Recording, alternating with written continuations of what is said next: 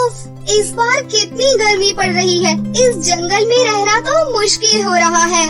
तुम सही कह रही हो नैना परी, इतनी गर्मी में हम पेड़ पर नहीं रह सकते। अब तो हमें किसी पक्के मकान में रहना ही पड़ेगा। हम इतने सालों से इस जंगल में रह रहे हैं, यहाँ से जाने का तो मन ही नहीं कर रहा। लेकिन गर्मी से बचने के लिए हमें गांव में आसरा ढूंढना ही पड़ेगा। लेकिन हम इस रूप में गांव में नहीं जा सकते, हमें इंसानी रूप लेकर गांव में जाना होगा। फिर दोनों परियां दो गरीब औरतों का रूप लेकर मुखिया के घर जा पहुँची। कोई है घर में? दरवाजा खोलो। कौन इतनी दोपहर में दरवाजा खटखटा रहा है? ये कहते हुए मुखिया मोहनदास ने दरवाजा खोला। कौन हो तुम और क्या चाहिए?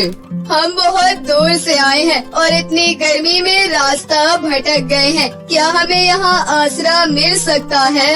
मेरा घर कोई धर्मशाला नहीं है, न जान न पहचान, न जाने कहां से मुंह उठाकर चले आते हैं। चले जाओ यहाँ से। इतना कहकर मुखिया ने दरवाजा बंद कर दिया। देखा तुमने कितना घमंड है गांव के मुखिया को। हम दोनों को मुसीबत में देखकर भी मुखिया ने इतने बड़े घर में इतनी गर्मी में हमें थोड़ी सी भी जगह नहीं दी। याद है तुम्हें, एक दिन मुखिया की बेटी खेलते खेलते नदी में गिर गई थी। उस वक्त हमने ही बचाया था मुखिया की बेटी को। वो दोनों बात कर ही रही थी कि तभी पीछे से किसी ने उन्हें आवाज दी। सुनिए, मैं एक नौकरानी हूँ। मैं मुखिया के घर में काम करती हूँ। आप इस चिलचिलाती हुई गर्मी में कहाँ जाएंगी? अगर आपको बुरा न लगे तो मैं एक बात कहूँ, आप दोनों चाहो तो मेरी झोपड़ी में चलकर रह सकती हैं।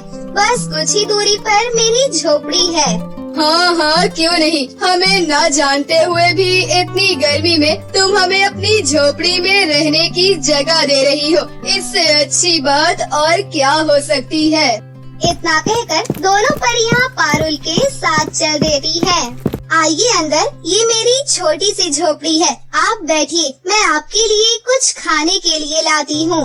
तुम्हारा बहुत बहुत धन्यवाद बेटी। और अगर तुम हमें न मिलती तो पता नहीं हमारा इतनी गर्मी में न जाने क्या हाल होता। इसमें धन्यवाद कैसा? मेरे माँ बाबा ने सिखाया है कि हमेशा हमें दूसरों की मदद करनी चाहिए और वही मैंने किया। अच्छा, आप दोनों बैठिए, मैं अभी आई। ऐसा कहकर पारुल रसोई में गई। वहीं दोनों परियां आपस में बातें करने लगी। ये लड़की कितनी अच्छी है, इसने हमें इतनी गर्मी में अपने घर में रहने की जगह दी। और तो और वो गांव का मुखिया सिर्फ नाम का ही मुखिया है। ये सब छोड़ो बुलबुल परी, देखो ना तापमान कितना बढ़ता ही जा रहा है। बेचारी की छत कई जगह से टूटी हुई है, जहाँ से गर्म हवा और धूप अंदर आ रही है। हमें कुछ करना चाहिए। तो फिर देर किस बात की? नैना परी, हम अपने जादू से छत ठीक कर देते हैं। ये कहकर दोनों परियां अपना असली रूप धारण करके अपनी जादुई छड़ी घुमाती है। जादुई छड़ी अपना मैजिक दिखा। पारुल के घर की छत जल्दी से ठीक हो जा। और देखते ही देखते घर की छत बिल्कुल ठीक हो गई और दोनों परियां वापस गरीब औरतों का रूप धारण कर लेती है। इतने में पारुल रसोई से बाहर निकली और बोली, माफ करना मुझ जैसे गरीब के घर आप दोनों को खिलाने के लिए सूखी रोटी और प्याज है। आप दोनों मेरे मेहमान हो और मेरे पास आप लोगों को अच्छा खिलाने के लिए कुछ भी नहीं है। कोई बात नहीं बेटी, तुम ऐसा मत कहो। तुम हमारे लिए जो कुछ भी लाई हो, सच में ये बहुत ही स्वादिष्ट है। लाओ, तुम भी हमारे साथ बैठकर खाओ बेटी। फिर पारुल और दोनों परियां एक साथ बैठकर सूखी रोटी और प्याज बड़े आनंद से खाने लगी। तभी बुलबुल परी बोली, बेटी खाना तो बहुत ही अच्छा है। मेरे घर में आपको यही खाने को मिलेगा। मैं ज्यादा पैसे नहीं कमा पाती हूँ। क्यों, मुखिया तुम्हें ज्यादा पैसे नहीं देता क्या? तुम तो वहाँ दिन रात काम करती हो ना। काम करती तो हूँ, लेकिन वो बाकी पैसे ब्याज में काट लेते हैं, क्योंकि मैंने माँ बाबा के इलाज के लिए 1 साल पहले ही मुखिया से कर्जा लिया था, जो आज तक मैं चुका नहीं पाई। माँ बाबा तो रहे नहीं और ना ही मैं मुखिया जी का कर्जा उतार पाई। पारुल की दुख भरी कहानी सुनकर दोनों परियों को उस पर दया आ गई। तुम चिंता मत करो बेटी, ऊपर वाले ने चाहा तो सब कुछ ठीक हो जाएगा। चलिए आप दोनों चारपाई पर सो जाइए, मैं आपके लिए बिस्तर लगा देती हूँ। ऐसा कहकर पारुल ने दोनों परियों के लिए बिस्तर तैयार किया और खुद जमीन पर फटी चादर ओढ़कर सो गई। लेकिन सुबह होते ही पारुल के उठने से पहले दोनों परियां आपस में बातें करते हुए बोली। बुलबुल, बेचारी पारुल ने हमारी इतनी गर्मी में कितनी सेवा की, हमें चारपाई पर सुलाकर खुद जमीन पर सो गई। हमें इसके लिए कुछ करना चाहिए ताकि इसके जीवन की सारी परेशानियाँ दूर हो जाएं। हाँ, तुम सही कह रही हो, लेकिन हम क्या करें? क्यों न हम अपने जादू से जंगल में उगे सारे तरबूज के पौधे से सारे तरबूज पारुल के आंगन में ला दें। तुम्हारा आइडिया तो बहुत अच्छा है, तो फिर देर किस बात की, चलो मिलकर जादू करते हैं। ऐसा कहकर दोनों अपने परी रूप में आकर कहती है, जादुई छड़ी अपना मैजिक दिखा जा, जंगल में लगे सारे तरबूज पारुल के आंगन में आ जा। बुलबुल परी के इतना बोलते ही आंगन में तरबूज की बारिश होने लगी। तभी पारुल नींद से जाग गई। जब पारुल उठकर आंगन में गई तो वो दंग रह गई। इतने सारे तरबूज, वो भी मेरे आंगन में कहाँ से आए?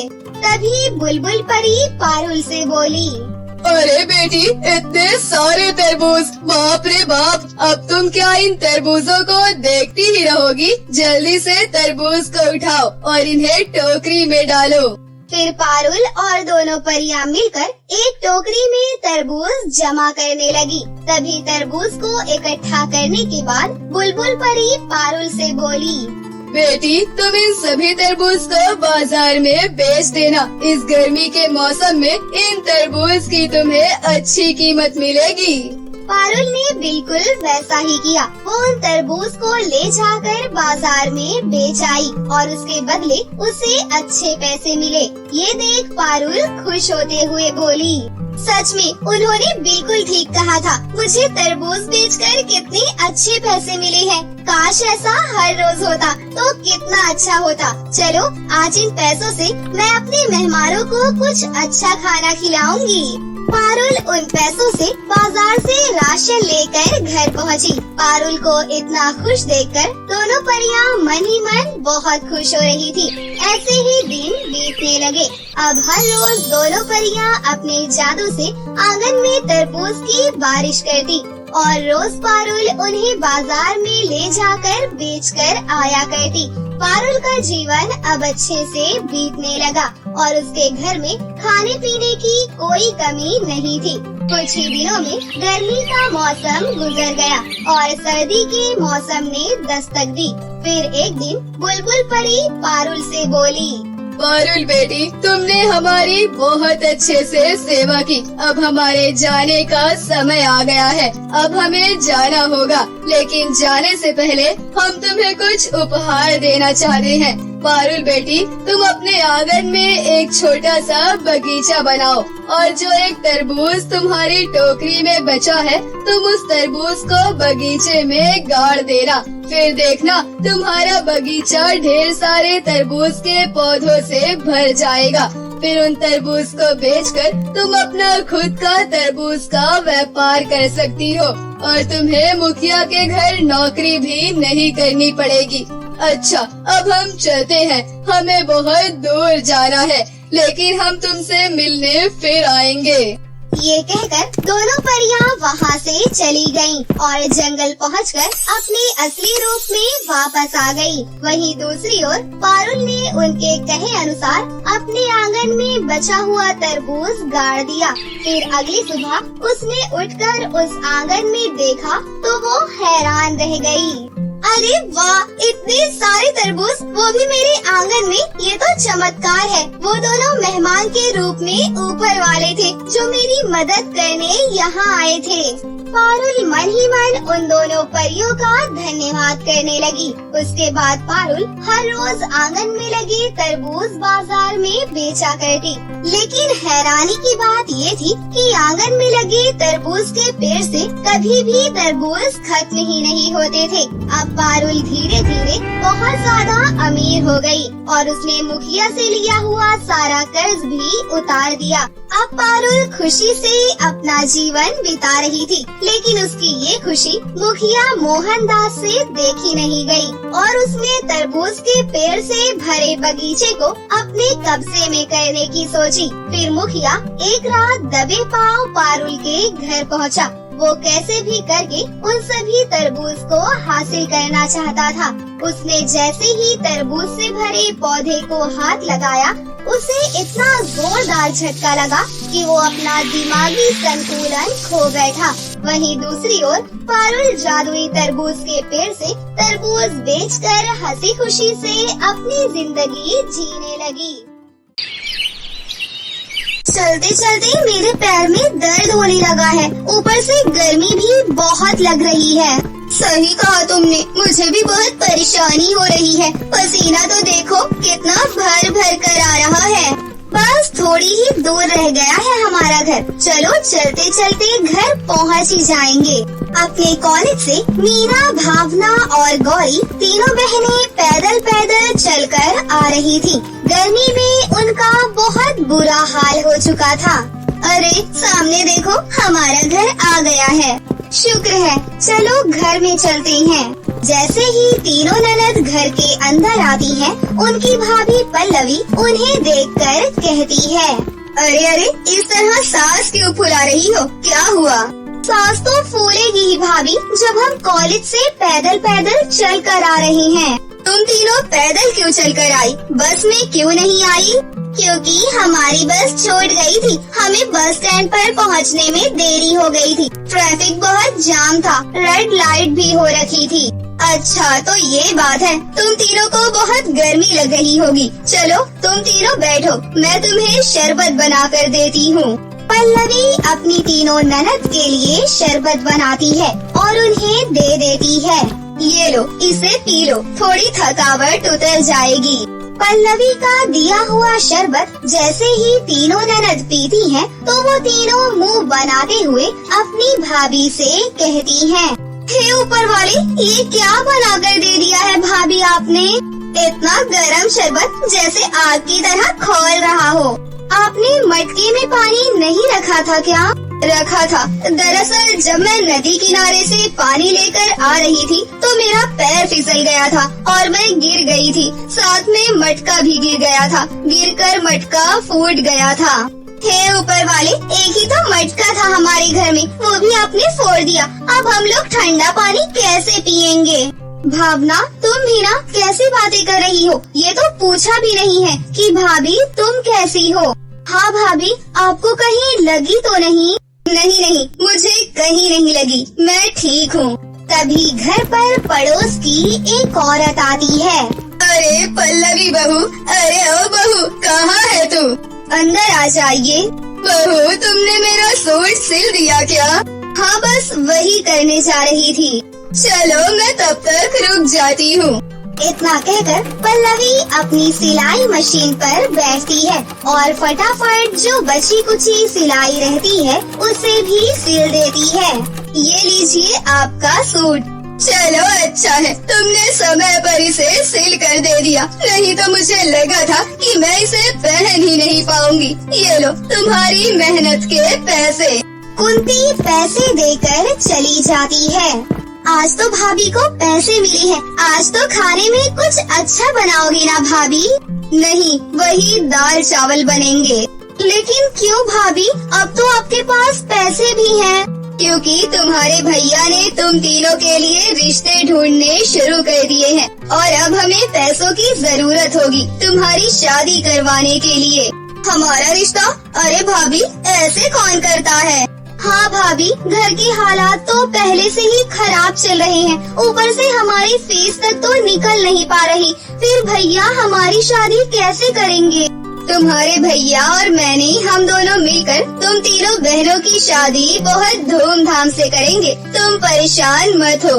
एक तो गर्मी दिन प्रतिदिन बढ़ती जा रही थी, ऊपर से अब गर्मी में पल्लवी और सुरेश को कड़ी मेहनत करके मीना, भावना और गौरी के लिए लड़के ढूंढने थे। सुनती हो, रिश्ता आया है एक ही घर से और वो तीनों लड़के मेहनती हैं, परिवार भी अच्छा है। कल उन्हें बात करने के लिए बुला लेता हूँ।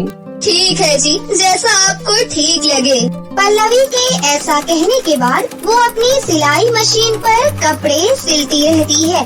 ऐसे ही सारा टाइम सिलाई की मशीन को देने के बाद वो घर के काम भी करती है और सभी के लिए खाना भी बनाती है। अगले दिन जब सवेरा होता है तो यामिनी अपने तीनों बेटों के साथ उनके घर पर आती है। ये तीनों मेरे बेटे हैं और ये तीनों ही इंजीनियर की नौकरी कर रहे हैं। हमें लड़की सिंपल शादी चाहिए, यहाँ तक कि दहेज में भी कुछ नहीं चाहिए। बस आप हमारे मेहमानों की अच्छी खातिरदारी कर देना और साथ में तीनों लड़कियों को शादी के जोड़े में विदा कर देना। ये सुनते ही पल्लवी और सुरेश बहुत खुश होते हैं। ये लीजिए, आप मुंह मीठा कीजिए, बस ऐसा ही रिश्ता चाहिए था हमें। अब लगता है कि आपके घर में हमारी तीनों ननद खुश रहेंगी। इस तरह पल्लवी सभी का मुंह मीठा करवाती है। इसके बाद यामिनी अपने तीनों बेटों के साथ घर वापस चली जाती है। उनके जाने के बाद सुरेश पल्लवी से कहता है, सुनो पल्लवी, हमने जो पैसे जोड़े हैं 2 दिनों में उन्हें बैंक से निकलवा लूंगा और फिर हम लोग शादी की खरीदारी शुरू कर देंगे। लेकिन भैया, ऐसा नहीं हो सकता कि ये शादी अभी ना होकर सर्दियों में हो जाए, क्योंकि अभी बहुत गर्मी है। हाँ भैया, हमें बहुत गर्मी लगेगी। अरे इतनी गर्मी भी नहीं लगेगी, थोड़ा सा पसीना आएगा, मैं बिजली वाला पंखा चलवा दूंगा। हाँ, सही तो कहा, तुम चिंता मत करो, सब ठीक होगा। फिर सुरेश 2 दिन बाद बैंक से पैसे निकलवा लेता है। इसके बाद जब वो रास्ते से घर आ रहा होता है, लेकिन तभी कुछ गुंडे उसके पैसों का बैग छीनकर भाग जाते हैं। अरे कोई मेरी मदद करो, चोर चोर, अरे कोई इन चोरों को पकड़ो, ये मेरे पैसे चोरी करके भाग रहे हैं, अरे कोई मेरी मदद करो। सुरेश चिल्लाता रह जाता है, लेकिन गुंडे उसका बैग चुराकर वहाँ से भाग जाते हैं। सुरेश उदास होकर घर वापस लौटता है। क्या हुआ, आपका मुंह क्यों लटका हुआ है और पैसे वाला बैग कहाँ है? अरे सब कुछ खत्म हो गया, मैं बर्बाद हो गया। मैंने जो जमा पूंजी अपनी तीनों बहनों के लिए की थी, आज सब पानी में मिल गया। उन बदमाशों ने मेरे सारे पैसे चुरा लिए। अब मैं अपनी तीनों बहनों की शादी कैसे करूँगा? ये सुनते ही पल्लवी के पैरों तले जमीन खिसक जाती है। आप चिंता मत कीजिए, सब कुछ ठीक हो जाएगा। ऊपर वाले पर भरोसा रखिए। मैं दिन रात मेहनत करूंगी, कपड़े सिलूंगी और कुछ पैसे कमाऊंगी। लेकिन पल्लवी, समय कम है, हम जितनी भी मेहनत कर ले शादी लायक पैसे नहीं जोड़ सकेंगे। भैया, अपने आप को संभालिए और सबसे पहले उन चोरों के नाम कंप्लेन लिखवा दीजिए। सुरेश अपनी तीनों बहनों के साथ पुलिस स्टेशन कंप्लेन करवाने जाता है, तो वहीं पल्लवी रोजाना दिन रात सिलाई करके पैसे कमाने की कोशिश करती है। बहुत मेहनत के बाद भी वो चंद पैसे ही जोड़ पाती है, जिसकी वजह से वो लोगों के घर में साफ सफाई का काम भी शुरू कर देती है। मालकिन, थोड़ी सी बर्फ लेकर जा रही हूँ, घर में बहुत गर्मी है। इस बर्फ के सहारे हमें ठंडा पानी पीने को मिल जाएगा। ठीक है, ले जाओ। अपनी मालकिन के घर से थोड़ी सी बर्फ लेकर पल्लवी अपने घर की तरफ आ ही रही थी कि तभी रास्ते में एक बूढ़ी औरत प्यास से तड़पती हुई जमीन पर गिरी हुई होती है। हे ऊपर वाले, ये क्या, ये बेचारी तो प्यासी बेहोश पड़ी है। कोई मुझे पानी दे दो। अरे कोई मुझे पानी पिला दो। पल्लवी ने जिस थैली में बर्फ रखी होती है उस थैली की बर्फ के पिघलने से थोड़ा सा पानी हो जाता है, तो वो उसी पानी को बूढ़ी औरत को पिला देती है। तुम्हारा बहुत बहुत शुक्रिया। आज अगर तुम ना होती तो मेरी जान ही चली जाती। कोई बात नहीं अम्मा, चलो मैं आपको आपके घर छोड़ देती हूँ। पल्लवी इतना कहकर उस बूढ़ी औरत को उसकी टूटी फूटी झोपड़ी के पास ले आती है। ये लीजिए, आ गए हम आपके घर। अगर और कोई मदद चाहिए हो तो बता दीजिए।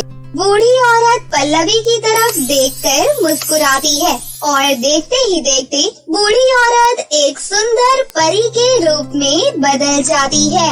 भरी गर्मी में किसी को मैं दिखाई नहीं दे रही थी, सिर्फ तुमने मेरी मदद की। मैं तुमसे प्रसन्न हुई। मांगो, तुम्हें मुझसे क्या मांगना है?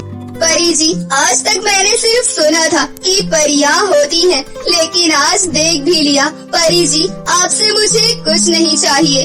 हाँ, लेकिन फिर भी मैं बहुत परेशान हूँ क्योंकि मेरी 3 ननद की शादी है और उनकी शादी के लिए हमारे पास पैसे भी नहीं है। आप कुछ ऐसा कर दीजिए जिससे मैं अपनी तीनों ननद को शादी के जोड़े दे सकूं और उनकी आने वाली बारात का अच्छे से स्वागत कर सकूं। बस इतनी सी बात। लाओ, इस बर्फ के टुकड़े को मुझे दिखाओ। परी के कहने पर पल्लवी बर्फ के टुकड़े परी को दे देती है, जिसके बाद परी उस बर्फ के टुकड़ों को लेकर कोई मंत्र पढ़ने लगती है। पल्लवी, ये लो। अब ये कोई मामूली बर्फ के टुकड़े नहीं है, बल्कि जादुई बर्फ के टुकड़े हैं जो कभी पिघलेंगे नहीं और तुम इससे अपनी जरूरत की कोई भी चीज मांग सकती हो। लेकिन याद रहे, जो भी इसके अंदर से निकलेगा वो बर्फ से बना हुआ ही निकलेगा। इतना कहते ही परी वहाँ से गायब हो जाती है, जिसके बाद पल्लवी उन बर्फ के टुकड़ों को लेकर घर आ जाती है। मैं इस बर्फ के टुकड़ों से क्या मांगू? क्या मिल सकता है मुझे? एक काम करती हूँ, बर्फ के टुकड़ों से साड़ी मांगती हूँ। पल्लवी ऐसा कहकर बर्फ के टुकड़े से साड़ियाँ मांगने लगती है। ऐ जादुई बर्फ के टुकड़े, मुझे 3 साड़ियाँ चाहिए। पल्लवी के इतना कहते ही वहाँ 3 साड़ियाँ प्रकट हो जाती हैं। ये तो सच में जादुई बर्फ के टुकड़े हैं। उसे ये सब करते हुए उसकी तीनों ननद देख लेती हैं। ये सब आपने कैसे किया? मैंने दुनिया में बहुत सी साड़ियाँ देखी, लेकिन बर्फ से बनी साड़ी आज मैं पहली बार देख रही हूँ। तुमने बिल्कुल सही कहा। फिर पल्लवी अपनी तीनों ननद को जादुई बर्फ के टुकड़ों के बारे में बताती है, जिसके बाद वो तीनों अपनी बर्फ की साड़ियाँ पहनकर देखने लगती हैं। अरे वाह भाभी, ये तो बहुत ठंडा लग रहा है। इनमें तो हमें जरा भी गर्मी नहीं लग रही। और देखो ना, कितना यूनिक स्टाइल है। अब तो पूरे गांव की नजर हमारी बर्फ की साड़ियों पर ही टिकी रहेगी। इस तरह तीनों ननद को बर्फ की साड़ियाँ मिल जाती हैं, जिसके बाद पल्लवी और सुरेश दोनों मिलकर उनकी शादी बर्फ की साड़ियों में ही करवाते हैं। और यही नहीं, धीरे धीरे पल्लवी बर्फ के टुकड़ों से एक बर्फ का घर मांगती है, गर्मी से बचने के लिए, जिसमें वो अपनी ननद की शादी करने के बाद हंसी खुशी से रहने लगती है। कैसी लगी आपको हमारी ये कहानी? अगर आपको हमारी कहानी अच्छी लगी हो तो इसे जरूर लाइक करें, साथ ही हमारे चैनल को सब्सक्राइब भी कर लें और बेल आइकन को दबाना ना भूलें। मिलते हैं अगली वीडियो में। धन्यवाद।